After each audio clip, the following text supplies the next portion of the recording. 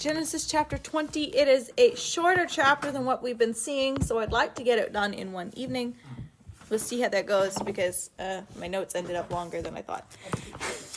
So, Genesis chapter 20, we will start with Aggie. Oh. Well, we always start at the side of the table. Yeah. I'm changing it up. I always miss it all the time. I was never start on time. Yeah. Chapter 20, if you could read the first 2 verses, please. And Abraham, no, this time is Abraham. Abraham is right, yes. And Abraham journeyed from thence towards the south country and dwelt between Kadesh and Shur, and so journeyed in Gerar. And Abraham said of Sarah his wife, she is my sister. And Abimelech, king of Gerar, sent and took Sarah. Okay. That's the problem. So, shortly after the destruction of Sodom and Gomorrah, Abraham moves to, I always say it Gerar, but I don't know if it's Gerar or Gerar. I have no idea. Anyway, Gerar, I'll say Gerar. Just say it with confidence. Just say it with confidence, exactly. Gerar Gerar is still within the land promised to Abraham. It's not like before. The last time we saw this happening with him calling his wife his sister, he went to Egypt. So, in a way, this is better. He's not leaving the land that God has promised him. But it is still dangerous, potentially enemy territory. It's the land of the Philistines, or what would later become the land of the Philistines. And of course, we know the history later on that relationship was not very good between Israel and the Philistines. But at this point, this was just the beginning where they were just meeting. And Abimelech is the name of not the name of the king. It's more the title of the king. So like Egypt has a pharaoh. It's not the particular pharaoh. It's just the name for the ruler. So that's Abimelech. We don't know his name. So actually in the next chapter when we see Abimelech, it could be the same guy. It could be a totally different guy. We don't know. It's just the title of the king. But as we look at this, you'll notice a lot of similarities with the story in Genesis chapter 12. When he went to Egypt and he said, my wife is my sister, and everything that resulted of that. It's the same thing is happening all over again. Abraham's older, but not necessarily wiser. It's been 25 years. His covenant, it calls him by his new covenant name, Abraham, Sarah. So there's this turning point, but yet even after this turning point, after this covenant promise is given to him, we still see him falling back into the same sin. The same cycles being repeated, if you will.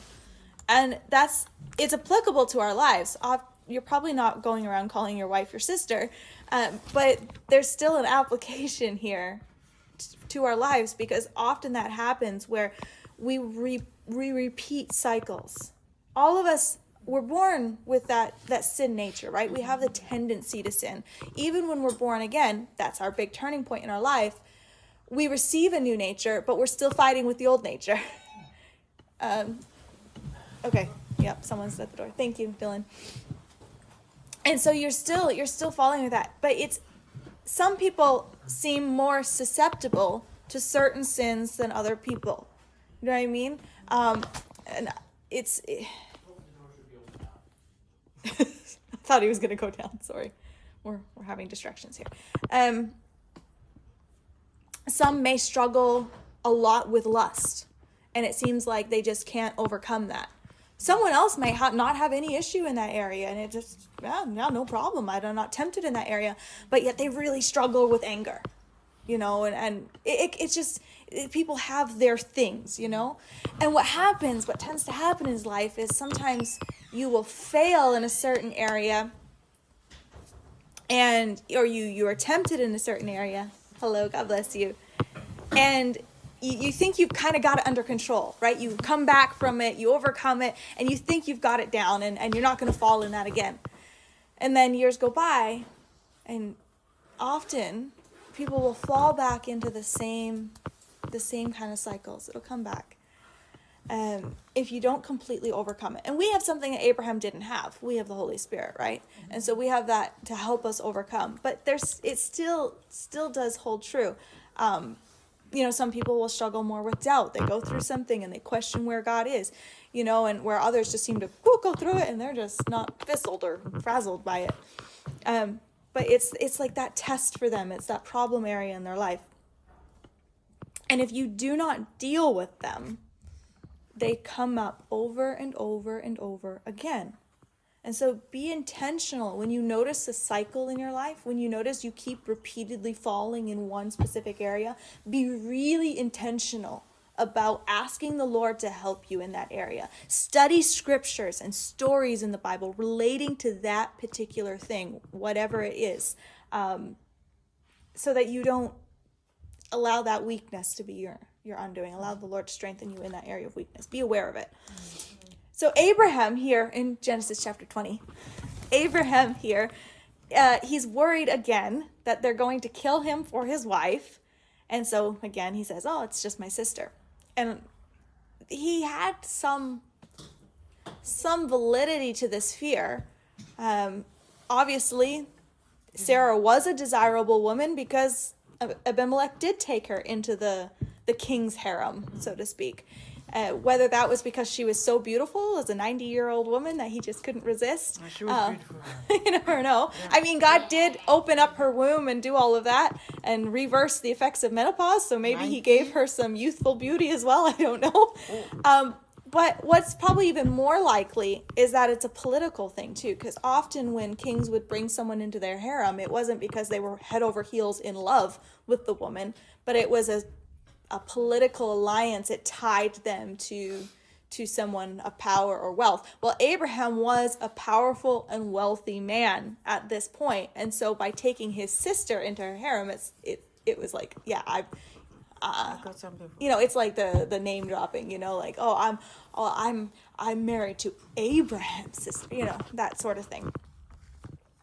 And so, obviously, Sarah was taken into the harem. Verses 3 through 5. Simon, if you could read that. But God came to Abimelech and in a dream by night and said to him, Behold, thou art but a dead man, for the woman which thou hast taken, for she is a man's wife. But Abimelech had not come near her, and he said, Lord, wilt thou slay also a righteous nation? Said he not unto me, She is my sister. And she herself said, He is my brother. In the integrity of my heart and innocency of my hands have I done this. Can you imagine receiving that kind of message from God? You're a dead man. That's a very good word. That's very, very strong. As the Lord accuses him of the sin of adultery, you have taken another man's wife. Now, consider what would have happened if God had not intervened. And he did appear to Abimelech in this dream before Abimelech had actually consummated the relationship and slept with her. So he had just she was just living in the harem, in the home. But imagine if God didn't intervene and Abimelech had taken her and known her in the biblical sense. When her child was born, because we know that she was promised a child, right? Within a year's time, that child would have been of questionable parentage. Is it Abraham's or is it Abimelech's? There wouldn't be no way to know. There was no DNA tests at that point that we know of. And so even Christ's lineage would have forever had a question mark there about who, where his lineage was from. So the Lord comes, he says, you're a dead man, you've taken this woman. But Abimelech defends his integrity because he didn't know. Abraham had said, she's my sister. Sarah had said, he's my brother. He didn't have any way to know. He had done it in innocence. And he defends his innocence and also the fact that he had not went into her yet. And so he, like Abraham, when he was interceding for Sodom and Gomorrah, appealed to God's sense of justice. I've not done wrong. Are you going to destroy a righteous nation? It wasn't just Abimelech at risk. It was his nation as well. And we see that later on where they're not bearing any children. It's like the Lord's going to kill them out because of this wrong that's been done. And so he appeals to that sense of justice. Lord, are you going to destroy a righteous nation? You know, we haven't done anything wrong. And this is a common philosophy of the time. You see this. You saw this with Abraham. Would you destroy the righteous with the wicked? You see this with Abimelech. You see this in Job, which is actually an earlier contemporary of these individuals, where some of Job's friends would say things like that. Well, God, you know, never, the righteous are never punished, only the wicked. That was their understanding of how God was. And this carried all the way into Jesus's day, which if you were born with something wrong, well, you had to be a sinner, right? Because there was this very clear idea that God rewards the righteous and punishes the wicked. Now, we know that that's not always true. And there's scripture that refutes that, and there's life experience that definitely proves that wrong, that it reigns both on the just and the unjust. Which is why we can't rely on our own righteousness, only the righteousness of God. Because we're not going to earn perfection or rewards by our own efforts. But you see this idea that was common in the time, this understanding of God. But let's go to verses 6 through 7. Sister Cecilia, if you could read that. 6. Mm-hmm. And God said unto him in a dream, Yea, I know that through that isn't the integrity of my heart. For I also with her killed Mm-hmm. thee from signing against me. Therefore suffered I thee not to touch her. And verse 7 as well. Now, therefore, restore the man his wife, for he is a prophet, and he shall pray for thee, and you shall live. And if you restore her not now, to that those shall surely die. Through and all that are Thine. Yeah. So, his hands are clean. He's not done anything wrong. God acknowledges that, and that's why he didn't allow things to progress further than they did. It was actually a protection of, again, Sarah and her child, but also Abimelech. But it's likely because of his integrity that the Lord even bothered to warn him. If Abimelech had knowingly taken another man's wife, the Lord probably just would have struck him dead. It would have probably happened, I'm guessing. But because his heart was right, he actually kept him from, which shows us the position, the importance of our heart being right. You know, it's not all about our intentions. Our actions matter. But when our intentions are right, it does allow the Lord, and our attitude is right, it allows the Lord to lead and guide us and to put roadblocks in our path when we're going the wrong way. But now that Abimelech knows, the responsibility is on him to make it right. An excuse of being ignorant and not knowing any better only goes so far. Once you know, well, he was no longer ignorant. He no longer had a single defense, right? And so the Lord promised if he gave her back, restored her to Abraham, that Abraham would pray for him and he would live. And notice, Abraham is called a prophet here. He is a prophet. And this is the first time, Genesis being the book of firsts, the book of beginnings, this is the first time that anyone is called a prophet. And it is referred to Abraham. So what makes Abraham a prophet? Well, what makes anybody a prophet? A prophet is basically someone who speaks for the Lord, who speaks on their behalf, like a spokesperson, right? Or spokesman. So that's not so crazy. Abraham being a prophet is not that crazy.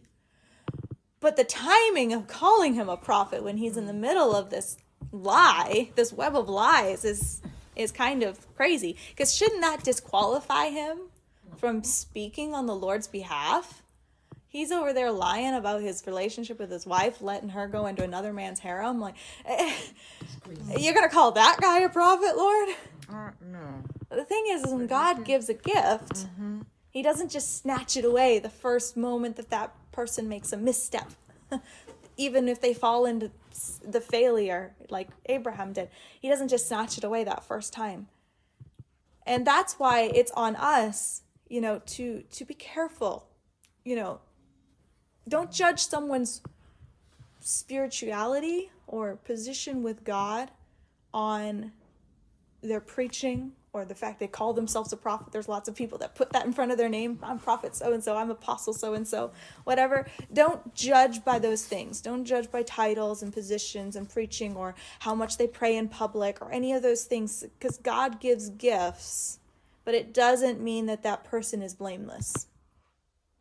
Because a person can be given a gift. They can be used in gifts of the Spirit. They can be used in healings and miracles and living a life of sin. And how many times has it come out, unfortunately, and not, thankfully, not so much among apostolic ranks, but in Christianity as a whole, where there's this person who has been gifted in teaching or pastoring or some position of authority, and then it comes out of how many, who they abused or how many women they were involved with and how they cheated on their wife. All of these things, these moral failings that come out. And you think, well, why doesn't God just shut it down the moment? Well, it just behooves us to have some discernment on our part, because God used a donkey to speak his word to Balaam. God can use whoever he wants. And so it's also a warning to us, when we are used by God in a certain way, we still have to remain humble and teachable, because that does not mean we've got it all together. There are still issues in our life. There's still those cycles that will come back again, those sins that we will have to face, and we're going to have to deal with them in our own lives.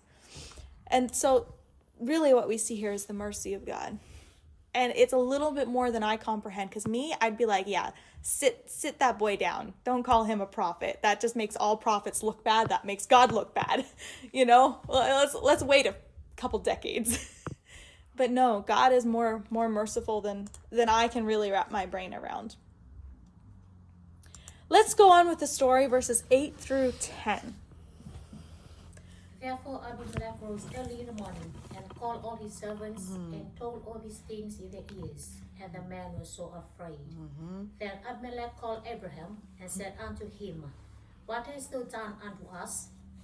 And what have I offended thee, that thou hast brought on me and on my kingdom a great sin? That thou hast done this unto me, that ought not to be done. And Abimelech said unto Abraham, What sawest thou that thou hast done this thing? Okay, so all of this conversation between God and Abimelech was in a dream, right? So it's during the night. He gets up in the morning, and now he's got a mess to clean up. This was likely a public thing where he had brought Sarah in. There was probably some kind of ceremony or something associated with it. So now he's got to deal with it publicly. So he's got to explain to all of his servants, all the members of his household, why Sarah's going to be leaving and all the things that are going to happen. He's got to admit what happened. And so he calls Abraham and confronts him. And this, again, is likely a public confrontation, where he confronts Abraham with what's been done. And basically what he's saying is, what did I ever do to you to deserve this kind of treatment? How did I wrong you? Did I offend you somewhere that I don't know about, that you would treat me so dirtily to put me in the position where God appears and said you're a dead man? You put me in that position, Abraham. And he says this statement, you've done deeds to me that ought not to be done. What you have done is so completely wrong. There's no excuse for it. And what a rebuke that is, when the man of God is in the wrong and a pagan king is the one who calls him out on it. He tells the prophet, this guy, he doesn't serve God. He's not he's not serving Yahweh, the one true God. He's a pagan king. The Philistines, they worship Dagon. They worship, their fish god or whatever. And he's here telling the prophet, the man of God, you've done what should not be done. You have done wrong. How many of you have ever been in that situation where someone that is not a Christian has called you out on something that you were doing? Yeah, It's a bad place to be. that's right. Because people of the world often know what a true Christian looks like, just as well as we do. They're not like, oh, is a Christian supposed to act like? No. They know, right? They've heard. And sometimes maybe they don't know all of it, but they've heard the parts that they expect you to live up to, the love and the Well, a Christian wouldn't lose their temper like that. Oh, you're going to do that and you call yourself a Christian? True. And often it's used when maybe it's a conflict with them and they're kind of using that against you in the sense that, well, you have to forgive me, right? Because you're a Christian. You don't get to hold grudges, right? And things are used against you. Hey, let's not point any fingers. I don't know. But see, those kind of things happen when we lose our temper, when we lie, when we speak harshly. It gives an opportunity for people that are not Christians, that don't even claim to be, that they call that out. And our response, we need to be very, very careful with our response there. Because it is very easy to get defensive in those moments. And to try to defend ourselves and explain ourselves. Don't need to. No, you don't need to. And in fact, you shouldn't really try. Don't dismiss people just because, and sometimes the other tendency that we tend to do is we look at the sin in their life. Well, how dare you call me out for not being a Christian when you're living with your boyfriend, you're got a grudge against this person, you know what I mean? Like whatever particular flavor of the day, sin it is. Don't do that. Don't dismiss them just because they may be wrong in some other areas. Examine and evaluate what they're saying. If very well there could be a nugget of truth in it. And if there's not, then don't take it to heart, but truly examine yourself and see if there's truth in it. Because the Bible calls us to be above reproach. And if we are spoken badly of, if we are persecuted, then let it be for the sake of Jesus. Let it be for our witness and our character as a Christian, not because we've done something wrong. So, we'll come to that. I'm getting ahead of myself. Abimelech also asked him another question. What sawest thou? Or in other words, what did you have in view when you did this? It's actually a really insightful question. Why? What were you thinking? What was going on in your brain? What was in view? Was he trying to protect his wife and others, or was he actually just trying to protect himself? He was protecting himself. Yeah, he was. Did he have his eyes on God? No. Or was he looking at the potential danger of the situation and trying to mitigate those risks? Just like 25 years before when he went into Egypt, Abraham is struggling. This hero of faith, this friend of God, this prophet, he's struggling to trust God to preserve his life because he knows he's surrounded by potentially hostile enemies. In this case, he's walking by sight and not by faith. You see, this is what I believe makes Abraham such a man of faith. It's because he did have this cycle. He did struggle in areas, and we don't know necessarily. He didn't get put in this exact situation again, but he did get put in a situation, and we'll look at it more detail later, where he was, again, forced to choose between protecting from danger and protecting his future or trusting wholeheartedly that God would provide and God would preserve. When was that? When he was asked to offer his son Isaac on Mount Moriah. I believe what made Abraham such a man of faith is this cycle continued in his life, but at some point it came to a stopping point. Because that's what I was talking about at the beginning, these cycles that repeat. It's like in school when you fail a test, a nice teacher will often allow you to resubmit it, especially if it's a significant point of the grade. Oh, well, Cadron didn't have any nice teachers, but that's a thing. It is a thing some places. If you're struggling, and sometimes it's because something happened, you come up with excuses, whatever it might be genuine reasons, but it might be allowed a chance to resubmit. Well, God is a pretty gracious teacher. He allows his students often chances to resubmit. It's not usually immediate. It's usually after time. You got some more learning to do. You got some more studying to do in the school of life, right? Before you write the tests again. But that test will generally come around again. And for Abraham, it came around once. He failed. Came around twice. He failed. Well, when it came around the third time, not the exact same, but the same lesson, Abraham passed with flying colors. He didn't hold anything back from God. He didn't try to do it his way. He offered everything to the Lord and said, I completely trust you. You can even raise from the dead if you have to. It's all in your hands. And that's what I think makes Abraham such, he eventually learned. And it's just like with us. When we see those cycles, when we see those things repeating in our life that we're struggling with, we've got to learn. If you don't pass the test one time, pass it the next time. If you don't pass it that time, pass it the next time. Because undefeated giants have children. If you don't kill the giant in your life, well, that giant's going to have babies. And you're going to face them on the battlefield somewhere. So when you get a chance and you're facing your giant, cut the head off while you got the opportunity. Kill it. We're mixing metaphors now. That's a whole different story. Let's read verses 11 through 13. And Abraham said, because I thought, surely the fear of God is not in this place, and they will kill me on account of my wife. But indeed she is truly my sister. She is the daughter of my father, but not the daughter of my mother, and she became my wife. And it came to pass, when God caused me to wander from my father's house, that I said to her, this is your kindness that you should do for me. In every place, wherever we go, say of me, he is my brother. Okay, so Abraham at this point is probably completely humiliated. He's been rebuked by this pagan king publicly. So now what is his response going to be? Is he going to take responsibility for his actions? Or is he going to seek to justify himself? Well, what did he do? Justify. He made excuses. Excuses. You hear them every day. Well, he made excuses. These are the excuses he made. First of all, he said, I assumed you all were wicked. I'm paraphrasing. I assumed you all were wicked and that you had no fear of God and you would seek to kill me. Obviously, that wasn't true. Abimelech's acting with integrity.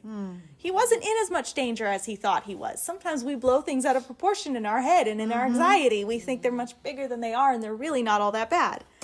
But he was acting in self-preservation. And again, like we said, he was seeking to protect himself over his wife as well, which is the exact opposite of Christ, who laid down his life for the church, or how husbands are called to do in Ephesians chapter 5, to lay down their life. Justified. No. What is the same as justified? No, like him. Like justified himself. Yeah, To he protect made himself.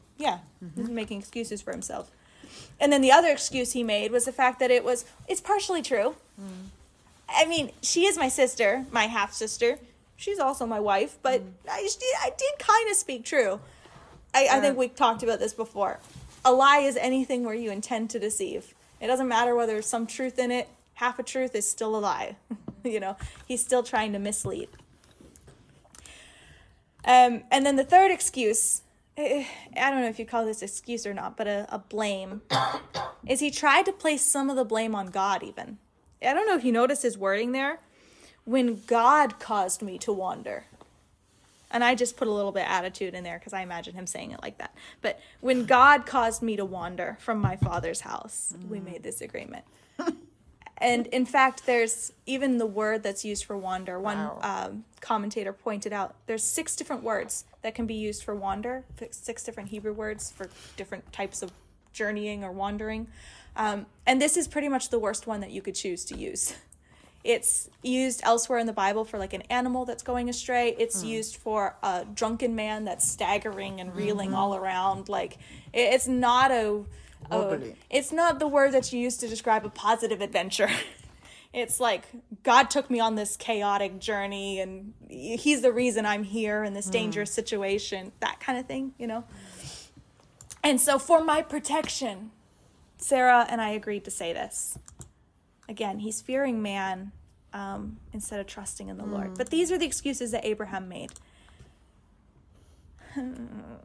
Yeah, okay.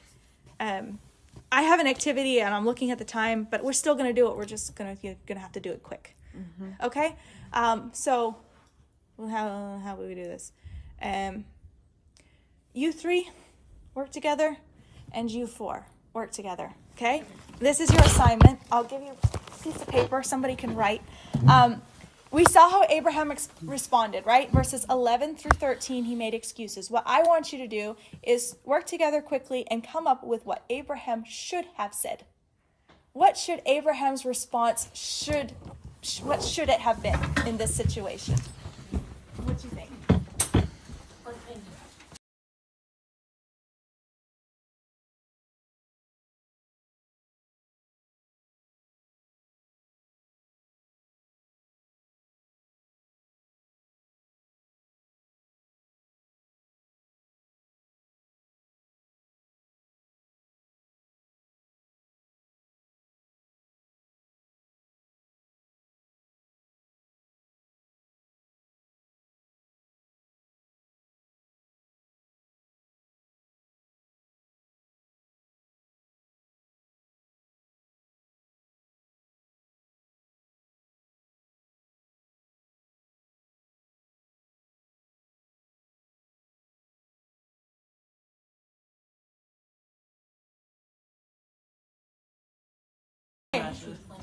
Okay. For time's sake, we're gonna come back together. Got it, number one. All right. I'll ask this group closest to me to share their answer Dylan, first. do the talking, please. Oh, okay. Our first one, number one, was I'm sorry. Just do it all together. I apologize. Please forgive me. Blame it on me, and I was wrong. That's what he should have said. I know where the blame on me came from. Good. Uh-huh. All right. Let's go to the second group. What did you have? say? What did the second group have? Oh, we haven't finalized the thing, but we want to say that I'm sorry I lied. Mhm. And we want to say things that comfort Abimelech for the fact that his people will not be in danger, kind of linked to what God said to Abimelech in a dream, that he will bless your people because of his the prophet, or something like that. We haven't got to the end of that yet. Okay. All right. All good stuff. There's not like one right answer to this. Sorry. But there are some good things. I was wrong was a pretty But important also part of we that. want to- He said we are sorry, but also want to reassure Abimelech Mhm. that he will face the consequences. Yeah. Because he will Do be it Yeah. to me. face the consequences. Also for Abimelech to be at peace. Because Yeah. God called Yeah. him. Yeah, good stuff. Okay, we're not going to finish the chapter today, so I am going to end it here. I have good intentions, always. But anyway, just for another perspective on this, Donald Barnhouse, who is not Trump, Barnhouse. He is an American, but not Trump. Anyway, he wrote and he imagined, and this is why I wanted to do this activity, he imagined what Abraham should have said instead, and this was his take on it. Forgive me, Abimelech, for dishonoring both you and my God. My selfish cowardice overwhelmed me, and I denied my God by fearing that he who called me could not take care of me. He is not as your gods of wood and stone. He is the God of glory. He is the living God, the creator, the most high, possessor of heaven and earth. He told me he would be my shield and my exceeding great reward and supplier of all my needs. In sinning against him, I sinned against you. Forgive me, Abimelech. So there he's just pointing back to, yeah, exactly. Different words. He's pointing back to the Lord, because what he's trying to do in this imaginary scenario is he's trying to prevent that reproach from going back to the Lord. In other words, my actions are inconsistent with the God that I believe in, right? And so it's just when you're confronted with, because at some point we're going to do wrong.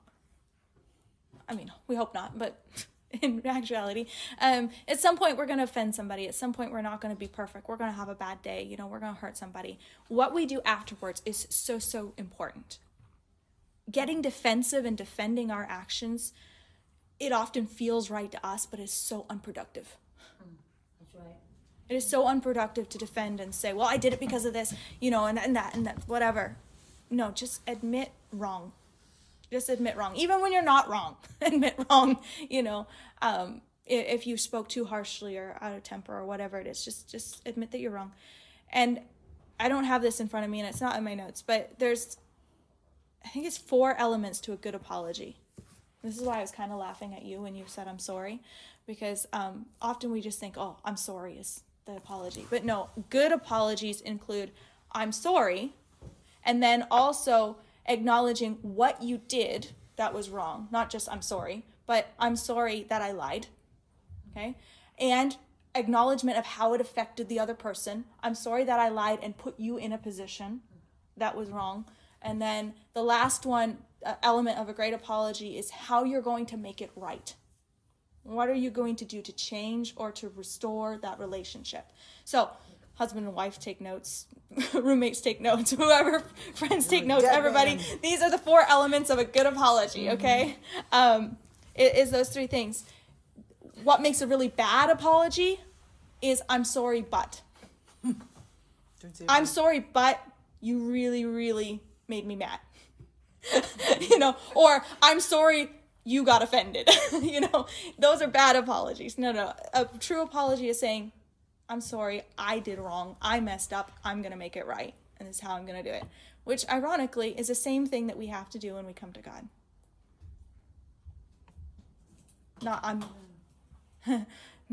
I'm sorry, but that I offended you. I did wrong, and I want to do different. It's not just words. You know what I'm saying? So anyway, that's Abraham's potentially good response, but he didn't respond that way. And you all have a Bible in front of you, so I can't leave you on a cliffhanger because I want to do like dun dun dun. What does Abimelech do now? Do they break out in a fight? What happens? Well, come back next week to find out, but you can just read it for yourselves. But we'll continue to talk about it. God bless you.